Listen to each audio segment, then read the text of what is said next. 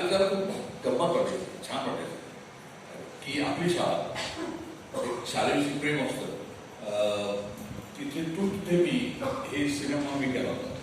त्यावेळेला शाळा सोडून जातानाच विद्यार्थी आणि मग शाळा सोडून गेल्यानंतर पुन्हा त्याच बेंचवर जाऊन बसणं आणि त्या सगळ्या आठवणी काढणं मग डोळ्यात पाणी यायचं की याच ठिकाणी बसत होतो आपण, याच ठिकाणी शिक्षा केली होती आणि आपण ती मजेत केली भोगली होती आणि ती शिकलो होतो म्हणजे.